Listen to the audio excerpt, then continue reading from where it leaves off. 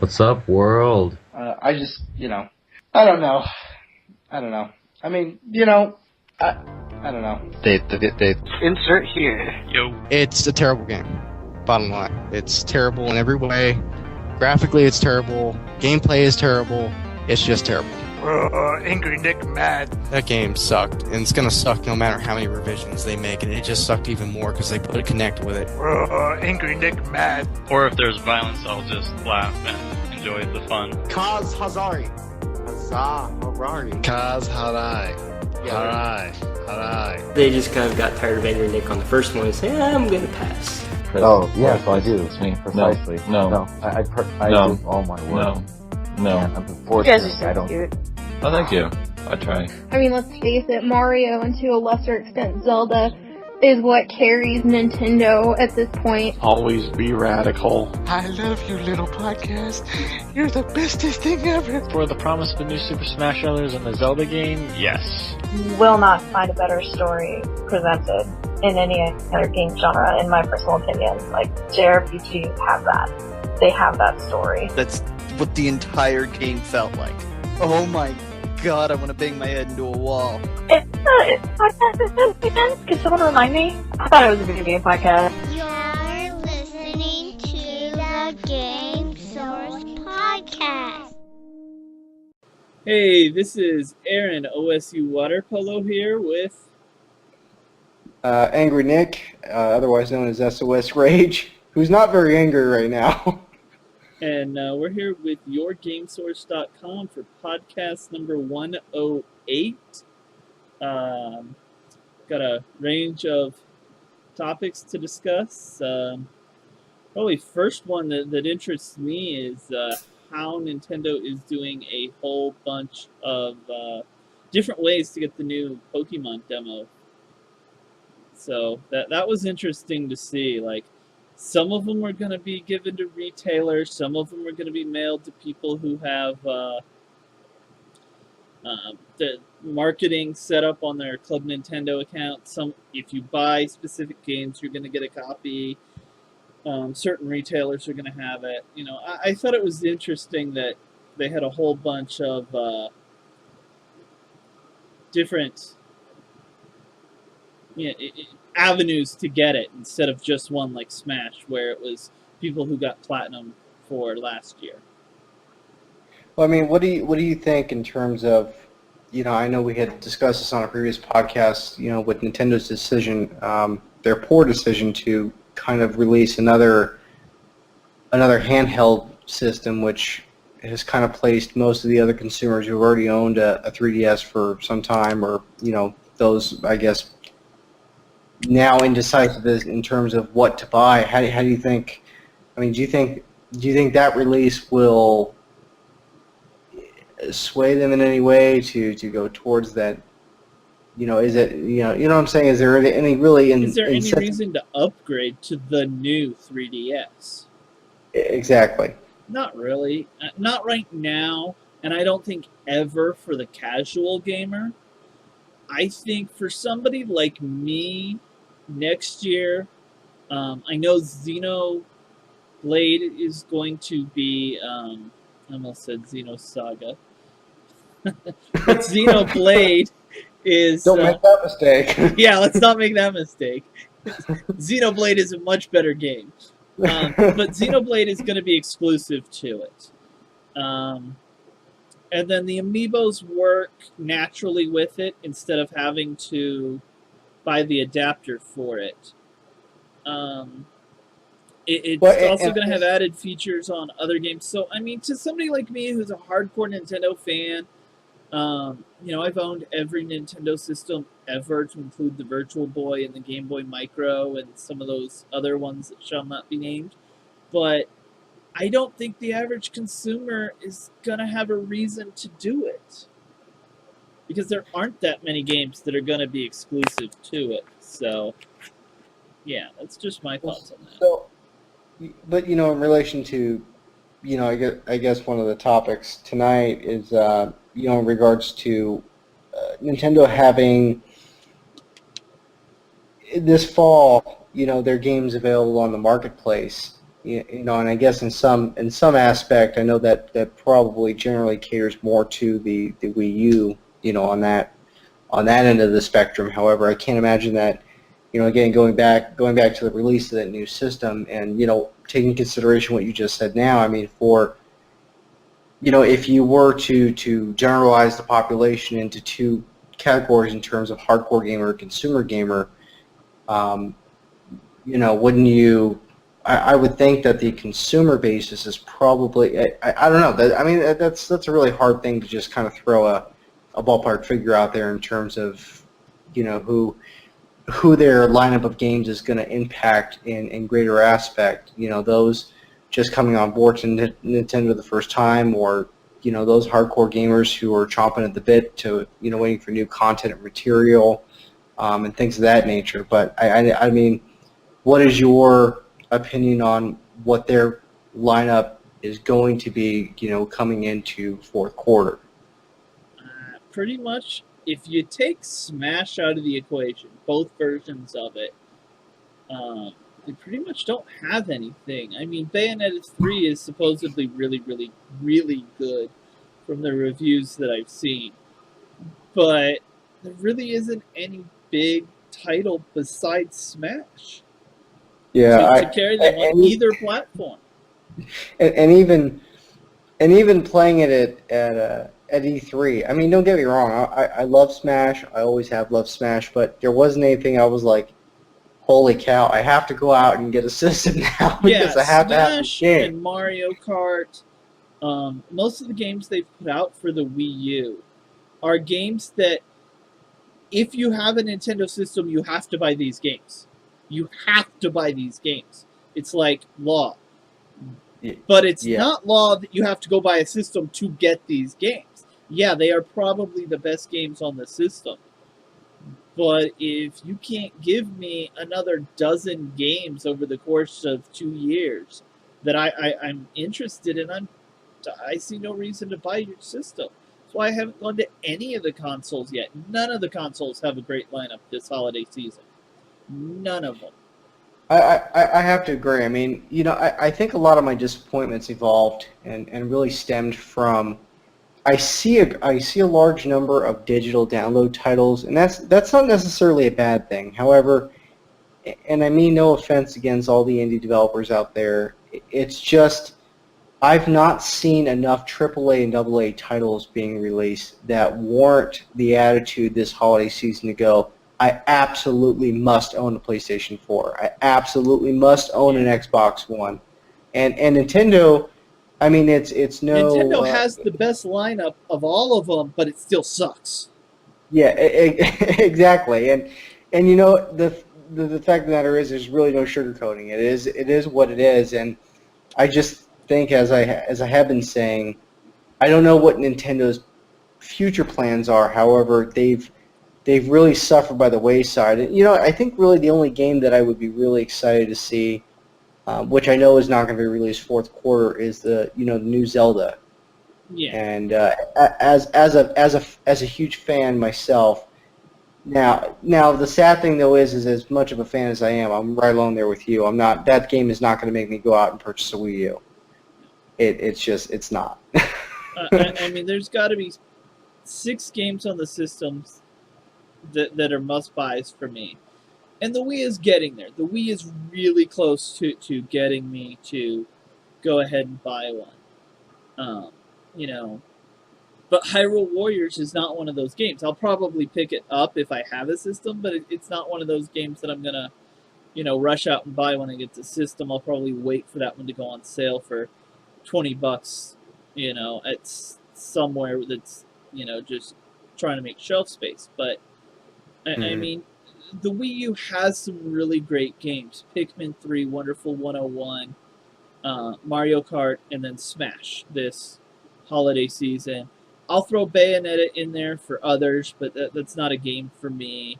The people who like that probably wouldn't pick up Pikmin or the Wonderful 101, so we're still not at that 6 games that I think that's really where most people start to think about a system, is when there are 6 games on the system. I mean, working retail for as long as we did that's something we see. You know, very few people go out and buy a system for one game. They normally have, you know, a number of games in their head that's when they go pick up a system. So the Wii is getting there for me. None of the other systems have a single game that's exclusive to them, that's not on PC, that, you know, it makes me want to go buy their system. Yeah, I can't disagree with you on that. And really, the fact of the matter is that I've not really seen anything. And I've seen a couple games. I guess the bottom line for me is that I think it was, I don't want to say it was rushed to get the new generation systems out. However, there's just not been enough time. Typically, I think when you release a new generation of systems, you want to have a very strong lineup of launch titles to go along with it. And I think with the Xbox as well as the PlayStation in these cases taking these two into consideration because they're the heavy hitters, they didn't achieve that. They fell way by the wayside. And you know, with titles that you just turn your PS4 on and go, I think I'm just going to turn it back off. You know, it's just in Destiny. To be honest with you, even as much as I enjoy playing Destiny, that's not anybody's wet dream. It's not. It's not what $500 million makes me think of a game. And you know the sad fact is that I had called it before it came out, and you know it was my opinion that playing it was, you know, does it warrant going out on launch day and buying the game? You know, no, it doesn't. A lot of the game, you know, during the initial beta phase is translated through over into the game itself, and yeah, I just, again, going back to the core of this is that you're right. It's disappointing to not see as strong of a lineup as they should have probably waited to have to really launch these systems off the ground. But you know, I don't know, with the you know, Sony's community event in December. I mean, maybe we'll see some, you know, that'll be too late value. for the holiday season for me.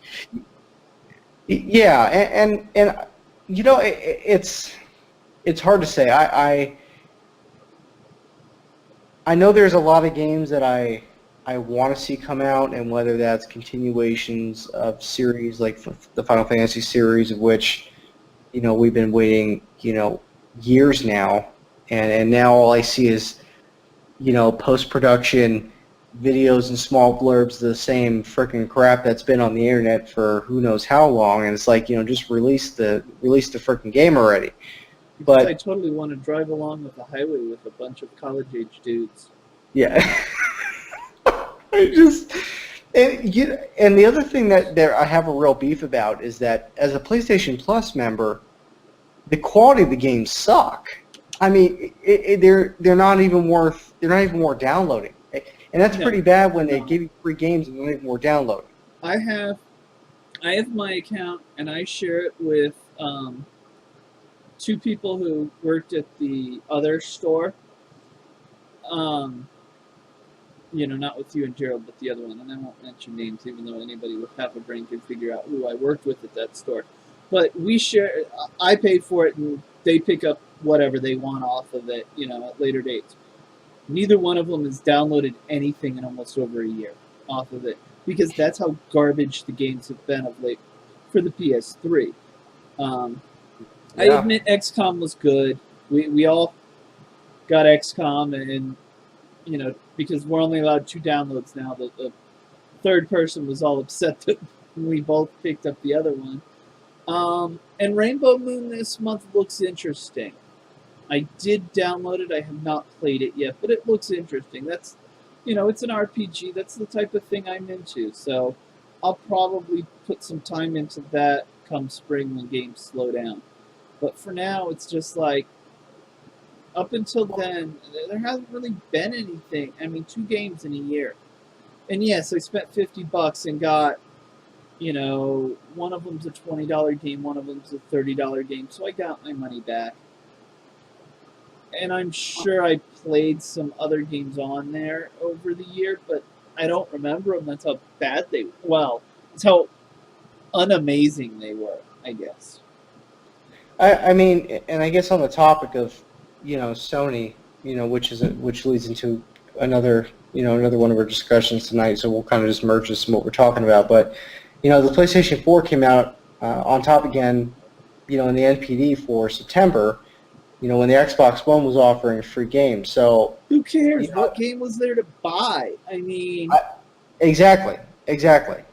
I agree, and it's just the most, quite frankly, the games I've really downloaded, and I downloaded Battle Royale. It's like a watered down, pitiful version of Super Smash. No.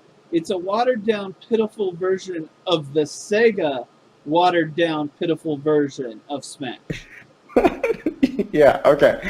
Yeah. I think that about captures how bad that game is, and I really think the only games that warranted even purchasing to download, which one of them was on the Vita, which was Child of Light, which I think that game's phenomenal. Beautifully orchestrated game. One of the most comprehensive mobile games I think I've played, and I do commend Ubisoft for the quality of product they released for that game. Made it worth it. But really, I mean, that wasn't necessarily one of those free games a month they give you. And I know Dragon's Crown was free, but I just Batman, again one of the Batman games was there's a whole Arkham, right? Yeah, but the problem is with PlayStation Plus, the problem is the games are either AAA or so far indie that no one cares. They don't really have a middle ground. Yeah. If I wanted whatever the AAA game of the month is, I would have already bought it. If I'm a PlayStation Plus subscriber, I'm obviously buying a couple of games a month or, a quarter even. And I'm going to have hit most all of the big titles that they've given me that I want. They need to give some lower tier games that aren't quite indie. Or even if they threw some free PlayStation 1 classics. Yeah. Like the original Final Fantasy series or the Chrono Trigger, Chrono Cross. Even if they threw some of those, I mean, for people like us who are big RPG fans. And that's the other thing. They're missing RPGs. I admit XCOM hits almost every complaint I have about PlayStation Plus. It wasn't a top-tier title. It was still a great game. And a lot of people didn't get it. So giving that was probably good. That's probably the best example of what PlayStation Plus should be. For their, their $30 plus game a month. And then have 4 or 5, under $20 games every month. But yeah, one of them should be a PlayStation 1 classic. One of them should be a game that's come out in the last 6 months. Not games that are 2 or 3 years old in some cases. Like Rainbow Moon. Not even good games. What'd you say? I said not even good games that were released in the last 2 or 3 years. Yeah. I mean, Rainbow Moon is at least a year and a half old, if not longer. I remember voting on that for the Game of the Year awards, like, I want to say 2012. So, I mean, and it's like 2 years. And it's like Crisis? Yeah. What were you guys thinking about putting that on there? I mean, you might as well just put Haze on there. Yeah, or Layer. Let's go way back. Let's go Layer. One of the launch titles.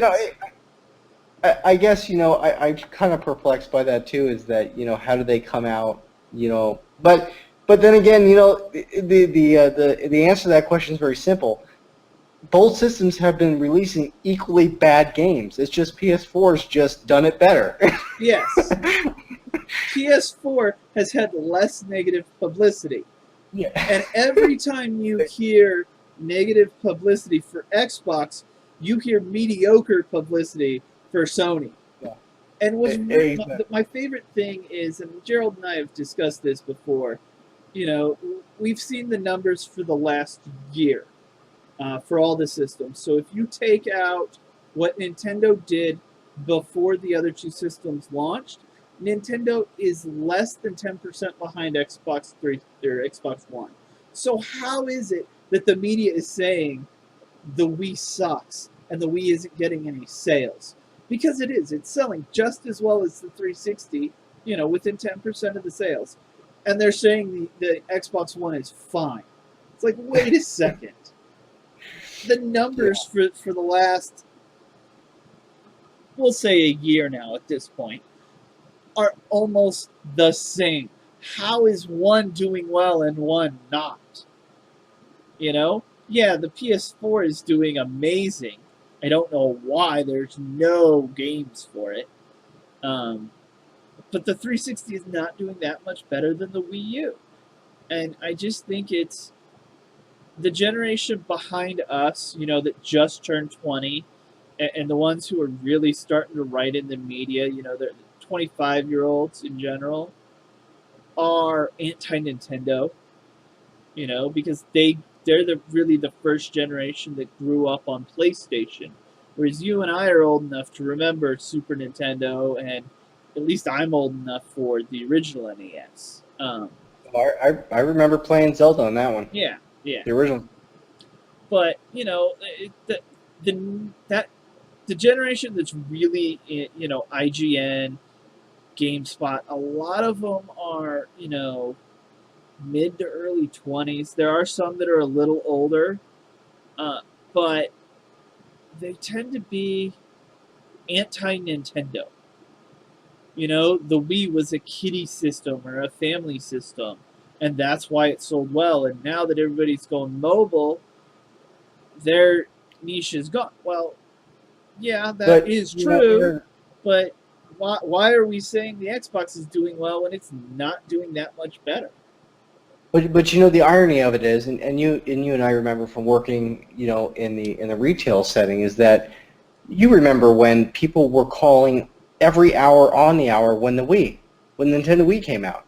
People were clamoring in during the holiday seasons to the Wii and the Nintendo Wii when it was originally first came out. It was on Good Morning America when the Wii board and the Wii Fit and all those other things were integrated into the system, and the irony of it was that I don't recall it being labeled a quote unquote kiddie system at that time. It was a pretty big deal. Yeah, I mean, hardcore gamers picked it up. There were definitely some amazing titles, especially early on, and then especially late. It kind of had a lull in the middle. But yeah, I mean, I don't remember exactly when you started at the store, but at the store that Gerald was at, before Gerald was there, we had, we live in Vegas, so we have people who work in certain industries. And the lady came in, and she was really nice, and, we'd helped her before. We all knew what she did. And she offered things if we could get her a Wii. I mean, that's just how crazy people were to get a Wii. Now, to my knowledge, we did not sell her one. She found one elsewhere.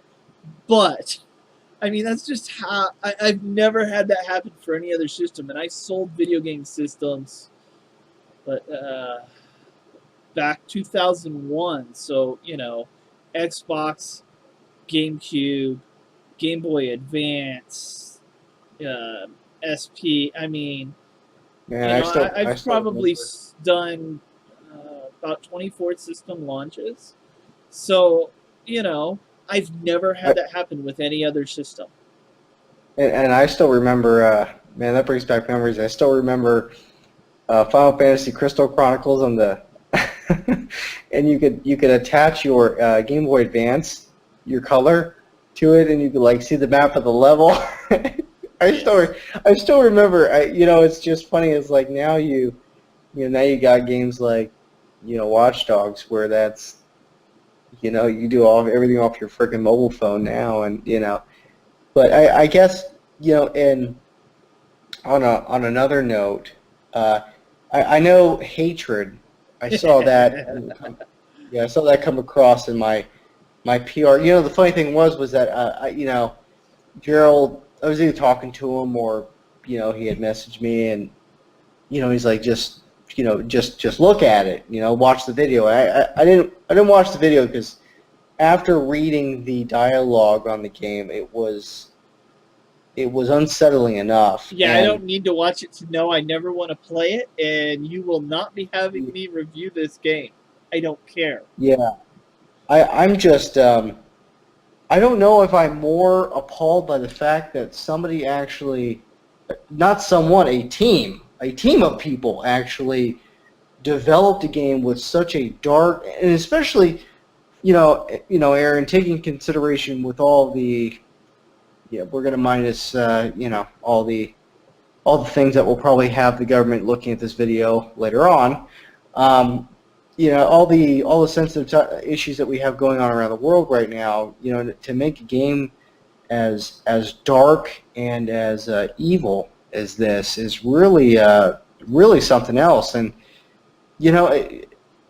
I guess the question that was posed to us was, should Steam and GOG.com allowed on its service? No, absolutely not. I wouldn't. I don't think they should do. I think they should put it through the Steam Greenlight. Their Greenlight. Yeah, and if there are enough people that want the game to be on Steam, then Steam can put it on their system. Otherwise, I don't think if it can't go through that process, then it shouldn't be on there. I doubt that game ever really comes out. I mean, Unreal has already told them, no, you cannot put anything related to Unreal on this game. When Epic turns around and goes, no, you're using our engine. Yeah, you can't use our engine. You can't use no. You put this, as if we sponsored this in any way. No. We found out about it when somebody said, you guys approved this to be on your engine? I mean, that's pretty bad. I think the game will be released, maybe, but I don't think it'll be a polished game. I think they are going to be in deep crap soon.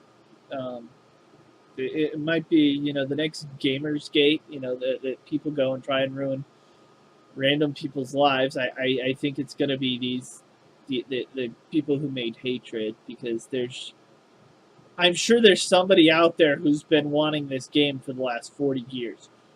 But whoever it is needs to go see a psychiatrist, more than likely, as well as probably go confess to the police to whatever they've done. But yeah, I don't see the average gamer wanting this. I think Steam needs to allow it to go through the green light process, and I would be perfectly content if they rigged it so that it failed. But if they happen, I have a hard time saying that this game should not be made or shouldn't be released or shouldn't be on XYZ platform, because if this were a book, no one would care. If this were a movie or a TV show, no one would care. Because it's a video game, and because of the negative connotation of violence in video games turns us into Columbine or Sandy Hook or whatever, that games get a bad rap because of that. And so, I think, to be fair, if this were any other media, no one would give a crap. But because it's games, people are overreacting to it. Just boycott the game yourself. That's the best thing you can do, is not spend money on it. Because now that it's got all of this publicity, whereas before it was going to sell, 300 copies at most, it probably just sold 10,000 copies. However it comes out, it sold 10,000 copies. These guys just made money because of the controversy. So I think American media especially, that's kind of the only media I really see, overreacts when anything video game related, especially negative, comes out. How much coverage did the Tetris World Championships get yesterday? There was a new winner for the first time in, the last guy had won 4 years in a row. How come no one covered this? Because they were too busy covering all the negative publicity with this. I mean that's how American media works. Is we see all the negative. We see who died. We see who got arrested.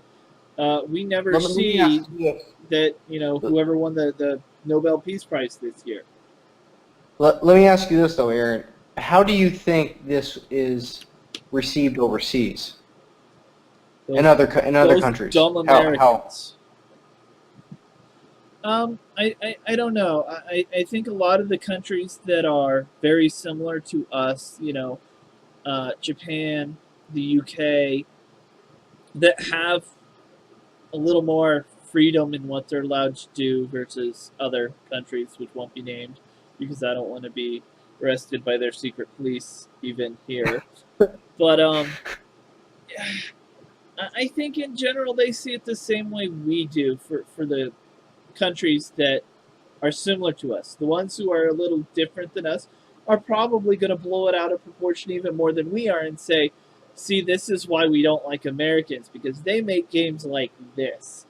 So, I mean, it really depends on where you are as to how your media is covering it. And, how your media covers it is how the country's going to see it. Well, so I mean, I don't necessarily think it should even be given an opportunity to be on Steam, but I see your, I don't know, it's hard to look at a game this graphic and this, and really just the not that it. My thing is the game shouldn't have existed in the first place. It just shouldn't have existed in the first place. And now that it has, it needs the opportunity to do what it does. I just think that the undertone and the atmosphere is so incredibly dark that really it doesn't deserve an opportunity to even prosper. And even through and even on an even worse note, based on what your comment earlier, which is actually an excellent point, is that the negative publicity will very likely have this game thrive, and it shouldn't even be given the opportunity to do that. But in respect to what you said about greenlighting it, and if it just happened to be skewed or happened to meet a timely demise on Steam, wink wink, at least maybe they could say, well, we tried and it failed. But the bottom line is that yes, this game shouldn't really even exist. Yeah. However, thankfully it's poorly crafted, so hopefully that'll help influence the masses. Yeah, hopefully they make some business mistakes to the point that it does not come out. But, I mean, if this were any other medium instead of a video game, would Amazon not carry it if this were a book? Would Hulu or Netflix not carry it if it were, a TV or a movie? So it's very hard for me to say Steam shouldn't have it. Yeah. I don't know if they actually have standards on something like that, but I've never heard of a game not having the opportunity. I could see where consoles don't do it though, but for a PC game, But you make a good point though, Aaron. And this is, let's just say this is from Steam's point of view. How does that represent you as a company when you allow material like this to be on your site? What does that say about what your ethic and morals are? And you're right. Is there is there a standard of which you as a company are trying to maintain across the board, and what standard and what quality of service are you giving your, and mind you, there's not just hardcore gamers on Steam. I'm sure there are a very large spectrum from young to old, that play this. And what happens when there's a game like this? And listen, I as a parent myself, I can utmost say with utmost importance, it is a parent's responsibility to make sure you know what your kid is playing. But there are circumstances where what if some younger kid downloads this game, and I mean that is, and I'm not saying that that's just like picking up freaking Call of Duty, and in essence it's the same thing. But the way that this game, the undertone and the atmosphere of this game is I think much more psychologically impacting than what Call of Duty does. And I'm not saying that that's movie. Yeah, I just I think I don't know. I got a real problem about that. I don't know what does that say about Steam if they allow that. But here's my thing. What does it say about Steam if they don't give it the opportunity? If they do say, okay, we're not putting this game on here because of X, Y, Z. What if a game only has X and Y? Or X and Z? Now we're starting to get into, okay, should we really be putting Call of Duty on our service? Should we really be putting Grand Theft Auto on our service? I know. And I mean, the viewers have to know that I do not think this game deserves to exist. It shouldn't. And I think if Steam didn't put, if it somehow gets onto Steam or GOG or any of those type of things, if they don't put it on, the only way you can get to that game is if you search for it. I'm okay with that. If you cannot trade this game at all, I'm okay with that. If you have to buy this game with a credit card, not a prepaid Steam gift card, I'm okay with that. If they put restrictions like that on it so that someone has to purposely seek this game out, I'm okay with it. Like, when a friend logs on to this game, instead of saying playing hatred, it should say playing games. You shouldn't be able to, no achievements or anything linked from your account. Yeah, you still get your score or whatever, but they don't link from your account, so that someone who doesn't know about this game doesn't accidentally see it.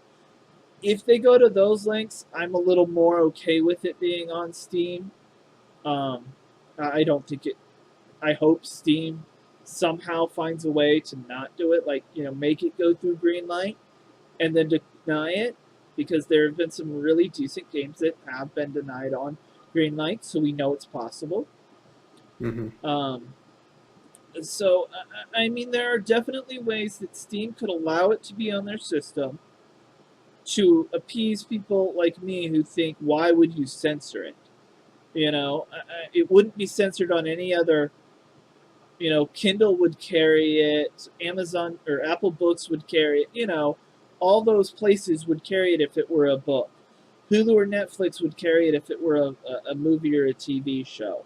They already do things like that. So if Steam had it, but they had it very, very restricted, I'm okay with that. The biggest problem I have is us, media, covering it. The more people that cover it, the more people hear about it. And the more, I'm going to say 15 to 25-year-olds are going to want it because they shouldn't want it, Mm-hmm. So, I mean, it's very, it's a double-edged sword to me. Exactly. Yeah. I was just about to say that. It should not exist at all, but how do you censor it? I find it, if we censor this, because it's 99.9% wrong, well, then the next game that's 99.5% wrong, and then 99% wrong, and then eventually we're getting to where Mario is wrong because he's jumping on the Goombas' heads. I mean, I know you've had that conversation with parents where they come in and say, oh no, they can't play Mario, it's too violent. So I mean, it's, if we say we cannot do this, it's not allowed to exist, then we're really creating openings for other people to push more and more in on the industry and say, well, GTA 6 shouldn't exist, there's hookers in it. Or Call of Duty shouldn't exist, there's blood. I mean, this game should not have been made, but now that it has been made, I have a very hard time saying, let's not put it out there. Let's not give it a chance. It deserves a chance. These people have put time into it. They deserve a chance to hopefully make absolutely no money on this. And the only way to stop the next game that's like this is first not to buy it.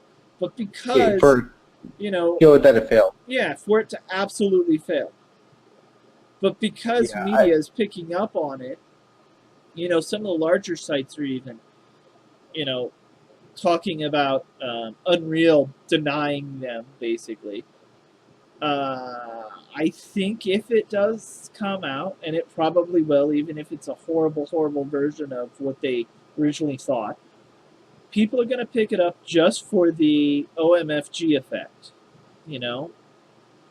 Just like certain horror movies that, are a little more than horror. They're really just creepy, in a way that the average person wouldn't want to watch it. Those movies kind of do good. Well, I think this game is kind of headed that way. Even the lineup of, the name of the game escapes me. However, I cannot remember it. It was in the lineup of some of the titles that were upcoming, and it was a horror-based game. However, it had several mechanics of a movie, of your typical teen horror movie in it, and the name of the game escapes me. But even when I was watching some of the previews as part of that lineup, I was just, I remember calling Gerald going, wow, really? I don't even, I think I was almost at a loss of expression of words, because I'm just like, the level of grotesque, and where does it stop? Well, where does the threshold stop? And it's like, you're looking at this going, probably our grandparents' generation in movies and TV. They had a lot of things that people said this very similar things to what we're saying about this game. And, now that we look back on it, it's like, who cares? In 50 years, are we really going to be censoring games the way that we are now? They're going to move on to whatever technology comes up with that is going to surpass games, to the point where, this conversation is going to be irrelevant to me. I fully believe in 50 years that, gaming is either going to cease to exist or it's going to be completely open to whatever you want to do. And there will be things that, we'd hear about it and we'd probably go throw up, I just, so, yeah, this is going to get us there a little faster, but it was going to happen eventually. I mean, there's games where you get to play as, people from certain groups that are anti-government, So logically, the next step is you get to play a serial killer or, you've gotten to play as the devil in games before. So I mean, where are we going to draw the line? And I guess the better question is, can we draw the line? I don't think we can. Now, I don't want to play this game. I hope no one plays this game. But I do believe the developer has the right to make the game. I just hope it fails. Yeah, I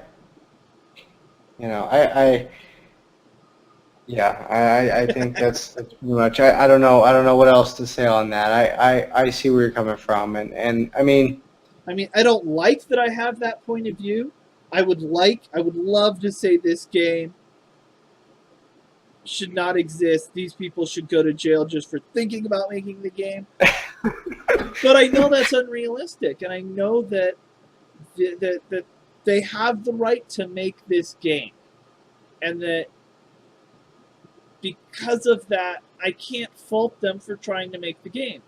But I can understand where a distribution service has to stop and think about how they're going to handle this.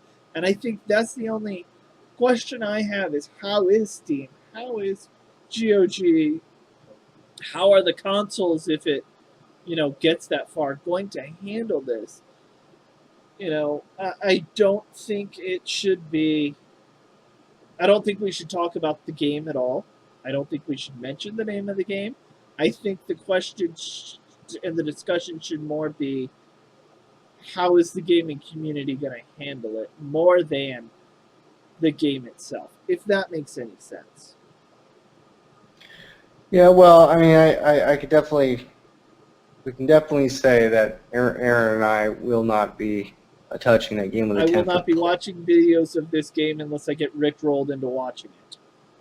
Yes, and I agree on that. Well, I know I think we can probably go on that for another hour, so we'll we'll move on to. Well, I don't know if it's good or bad news, but the Driveclub Disaster. Driveclub Disaster. Is that going to affect the slow momentum? No, I'm just kidding. Is that going to affect the momentum, the small momentum that the PS4 actually does have? I guess I can't really say small because PS4 is... it's the fastest selling system that I can remember. Yeah, it's in the lead, so I don't think so. I don't think Driveclub is gonna cause a major impact. No, I don't, because I don't think enough people were looking forward to it. I think so.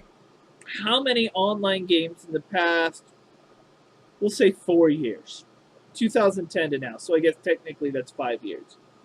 But how many games since 2010 that have been basically big MMO-style games, without being called MMOs, have had server issues? Diablo 3, Grand Theft Auto, one of the Call of Duties had issues, Assassin's Creed, every big-name title you can think of has had server issues. Who cares that this one had server issues? We all knew it was coming. It's not news. News would be that it worked. Yeah, I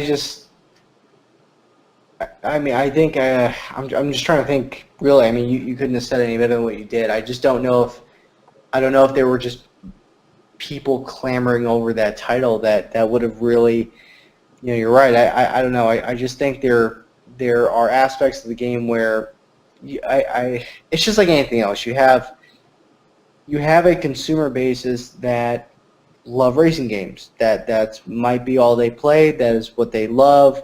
They were probably, heartbroken that this game blew chunks, and that's just how it's going to be. But then you have the disaster is that the game was bad. I think the disaster is that you couldn't log on to play the game.